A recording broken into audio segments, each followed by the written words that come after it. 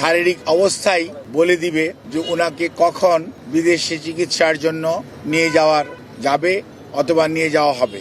বাংলাদেশ জাতীয়তাবাদী দলের চেয়ারপারসন দেশনেত্রী বেগম খালেদা জিয়া অসুস্থ অবস্থায় এবার কেয়ার হসপিটালে চিকিৎসাধীন আছেন।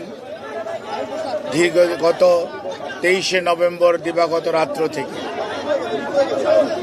আজ 6ই ডিসেম্বর আমরা ওই দিন প্রেস ব্রিফিংয়ে আপনাদেরকে বলেছিলাম যে মেডিকেল বোর্ডের পরামর্শক্রমে আমরা হয়তো ওনাকে দেশের বাইরে নিয়ে যাওয়ার জন্য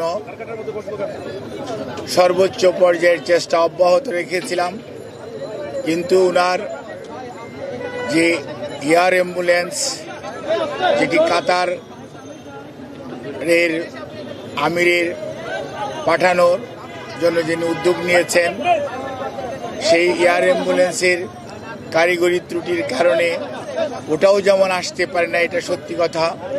অন্যদিকে মেডিকেল বোর্ডের সদস্যগণ জরুরিভাবে মেডিকেল বোর্ডের সভা করে এবং একসাথে বসে সিদ্ধান্ত নিয়েছিল যে ওই মুহূর্তে ওনার ফ্লাই করার সঠিক হবে না।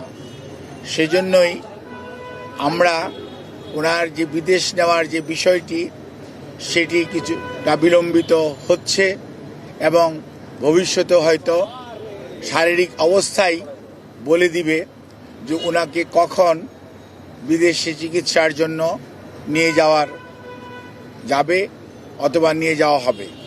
কাজেই এখন আমাদের মেডিকেল অ্যাম্বুলেন্স সবসময়ই প্রস্তুত আছে, কিন্তু প্রস্তুত থাকলেও সর্বোচ্চ পর্যায়ে দেশনেত্রী বেগম খালেদা জিয়ার সুচিকিৎসা এবং ওনার সেফটি অ্যান্ড সিকিউরিটি অর্থাৎ চিকিৎসাগত দিক থেকে এইটি অত্যন্ত প্রাধান্য পাচ্ছে সর্বত্রই।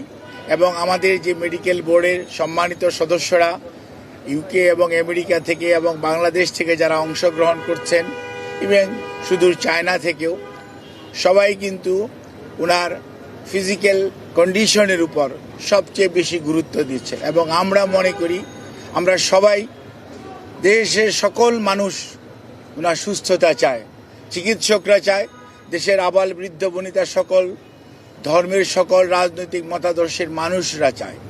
কাজেই যেহেতু ওনার স্বাস্থ্য আমাদের সর্বোচ্চ অগ্রাধিকার, সেজন্য আমাদের ভারপ্রাপ্ত চেয়ারম্যান সার্বক্ষণিকভাবে জনাব তারেক রহমান সাহেব এটি যেমন তদারকিও করছেন এবং এ ব্যাপারে চিকিৎসকদের মতামতকেই উনি সবচেয়ে বেশি অগ্রাধিকার দিচ্ছেন। দলও সেই অনুযায়ী অগ্রাধিকার দিচ্ছে।